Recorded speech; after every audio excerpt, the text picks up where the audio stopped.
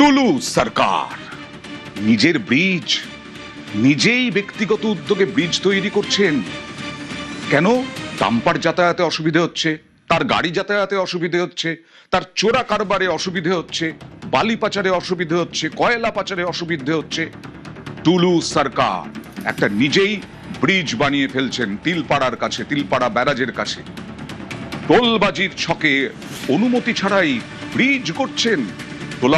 টোলবাজির ছকে অনুমতি ছাড়াই ব্রিজ গড়ার চেষ্টা, তিলপাড়া ব্যারাজের কাছে ব্যক্তিগত সেতু তৈরির চেষ্টা।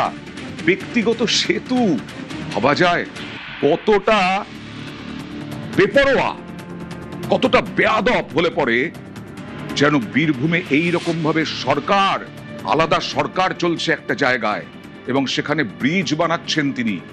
জাতীয় সড়ক বন্ধ, তাই টুলুর খাদানে কি করে যাবে লরি ডাম্পার? টুলুর চোরা কারবার চলবে কিভাবে? পাচার কারবার কিভাবে চলবে?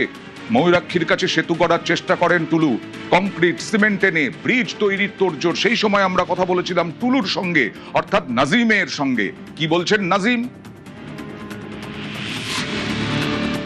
তিলপাড়া যে ব্রিজ, এপ্রিল থেকে যান চলাচল বন্ধ আছে। পুরন্দরপুর পার্ক দিয়ে গাড়ি যাচ্ছে। আমাকে বলেছে এবং ঊর্ধ্বতম প্রশাসন আছে বলে আপনারা থেকে এটা করে দেন, এবং কাজলকে বলেছে যেহেতু 9 জন লোকাল লোকের জায়গা আছে তাদেরকেও সঙ্গে নিয়ে এটা বানিয়ে দিচ্ছে। এটা বানাইতে 4 থেকে 5 কোটি টাকা মতন খরচ হবে, একদম উন্নত মানের হবে। আমরা টার্গেট নিয়েছি মোটামুটি 15 দিনের মধ্যে চালু করে দেবো।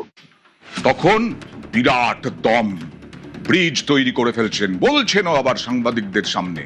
ব্যক্তিগত সেতু তৈরি করছেন বীরভূমে যেন টুলুই সরকার। 15,000 কোটি টাকা টুলুদের কালো কারবারে 15,000 কোটি টাকার রাজস্ব ক্ষতি হয়েছে। এই 15,000 কোটি দিয়ে কত কিছু করে দেওয়া যেত জনগণের কল্যাণে। সেতু গড়ে সরকার, সেতু গড়ে সরকার আর সেতু গড়ছে টুলু। আমাদের প্রতিনিধি আবির ঘোষালের প্রতিবেদন।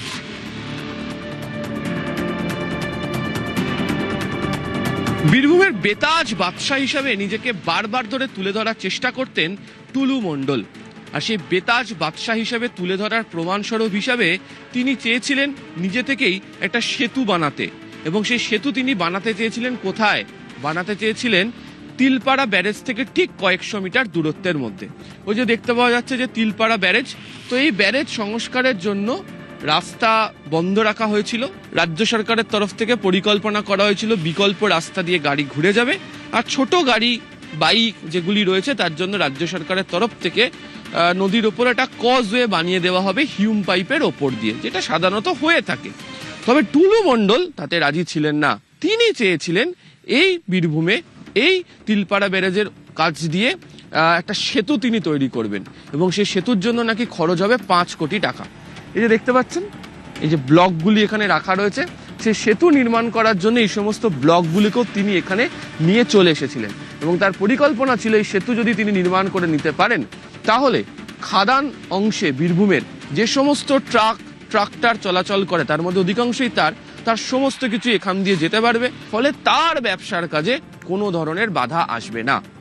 এবং প্রত্যেক দিন যেই সমস্ত গাড়ি যাতায়াত করবে তাদের কাছ থেকে প্রত্যেক দিন তিনি 220 টাকা করে নেবেন বলে পরিকল্পনাও করেছিলেন।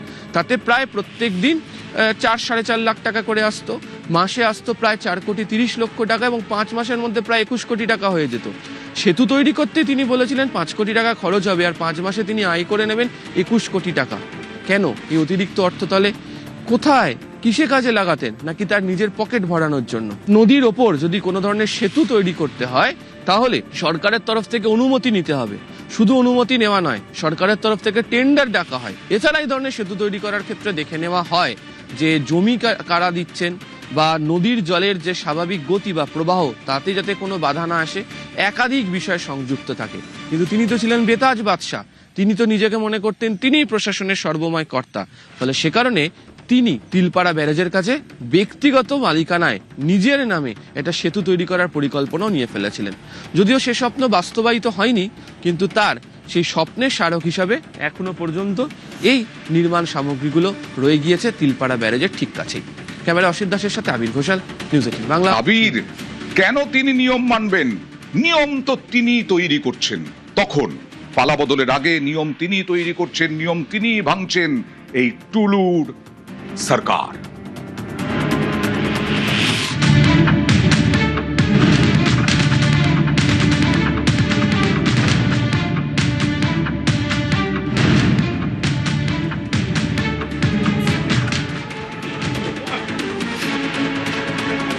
এই ব্রিজ তৈরিতে কি কি নিয়ম, আবার নিয়মের কথা বলতে হচ্ছে, কারণ কি করে বেনিয়ম করলো এই টুলু। দেখুন, নদীগর্ভে কোনো কোনো নির্মাণের ক্ষেত্রে নদীতে অস্থায়ী সেতু বা কজওয়ে নির্মাণ করা হয় ছোট গাড়ি বা বাইক চলাচলের জন্য, ভারী পণ্যবাহী গাড়ি চলাচলের জন্য এটি হতে পারে না।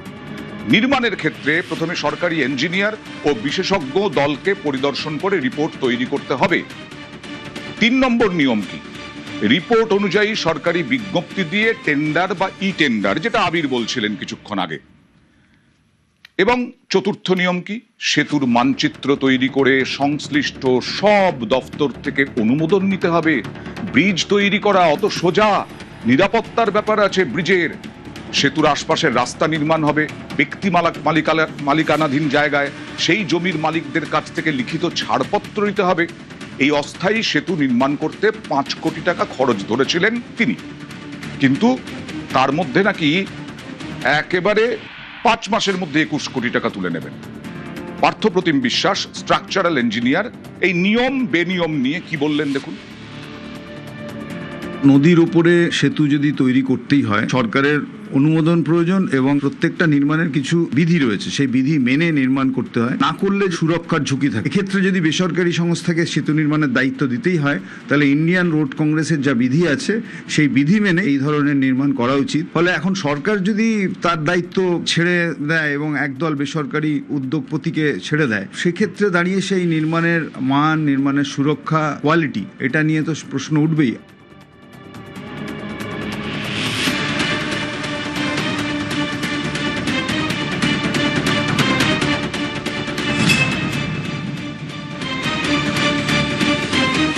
নাজিমের পায়ে পায়ে দুর্নীতি, দুর্নীতিশ্রী পথশ্রী প্রকল্প, সেখানেও এক চেটিয়া দুর্নীতি করে গেছেন এই নাজিম।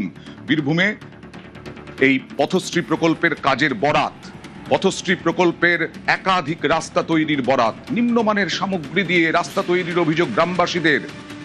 সেই পথশ্রী প্রকল্প থেকেও টাকা তুলেছেন।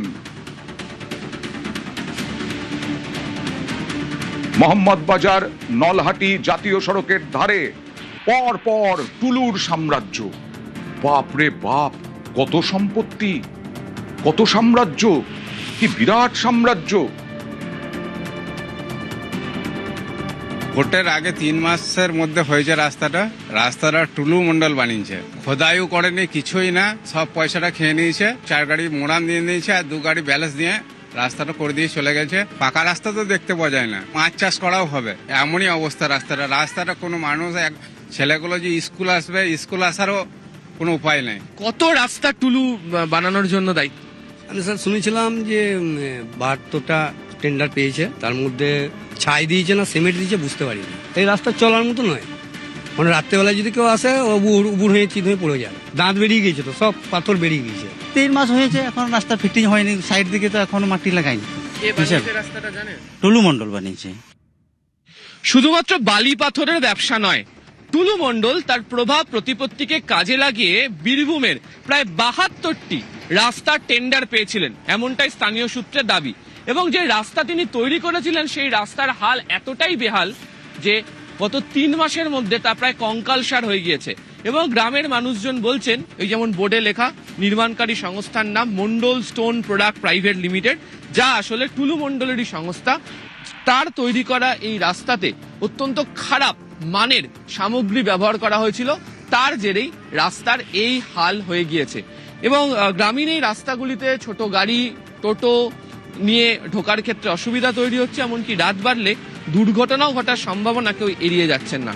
ফলে তিনি তার প্রভাব প্রতিপত্তিকে কাজে লাগিয়ে ব্যবসাতে যেভাবে তিনি তার শ্রীবৃদ্ধি ঘটিয়েছিলেন, তাতে তিনি এই রাস্তাগুলো বানাতে শুরু করেন এবং তার হাল এতটাই বেহাল হয়ে পড়েছে।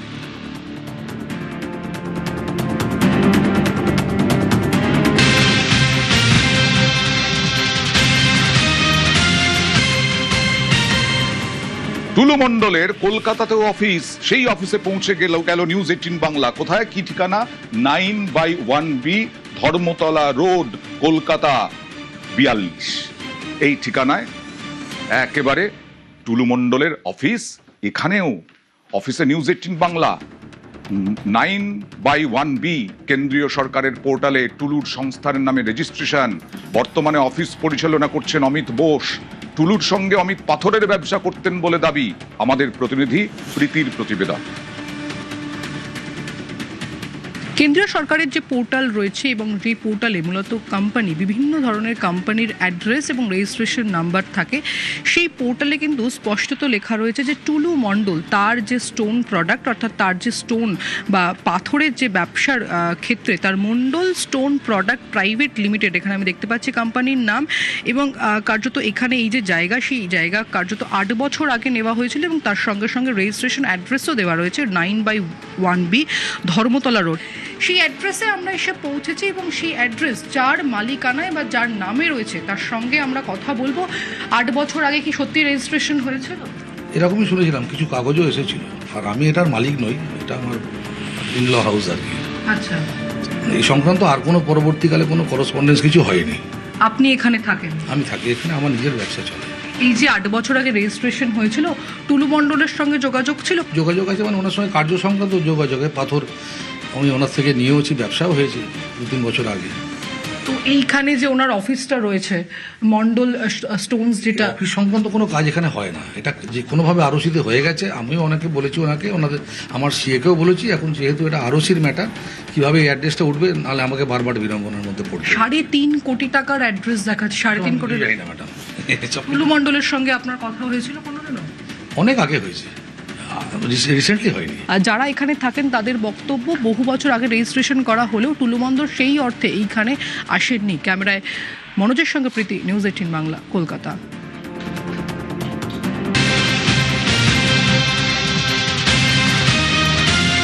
কালকেই যখন দেখাচ্ছিলাম ডাম্পার দাঁড়িয়ে আছে শয়ে শয়ে, কত গাড়ি জানেন? 242টা গাড়ি একা টুলু মণ্ডলের। তার মধ্যে অডি আছে, BMW আছে। 242টা গাড়ি টুলু মণ্ডলের। টুলুর বিপুল সম্পত্তির হদিশ। 243টা গাড়ি, 242টা গাড়ি, তার মধ্যে অডি আছে। মুখ্যমন্ত্রী জানালেন, দেখুন।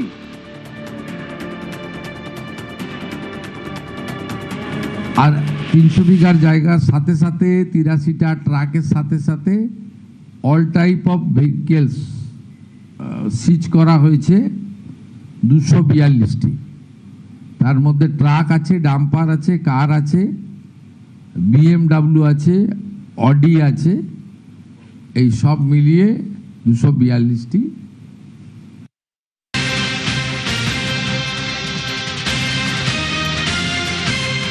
আর যে সম্পত্তির কথা বলছিলাম, এটা তো 50 কোটি নগদ সোনা উদ্ধার হলো। আজকে কি জানালেন মুখ্যমন্ত্রী? অ্যাকাউন্টে 93 কোটি, টুলু মণ্ডলের ব্যাংক অ্যাকাউন্ট ইতিমধ্যেই ফ্রিজ করা হয়েছে। অ্যাকাউন্টে 93 কোটি, মানে প্রায় 100 কোটি। দেখুন।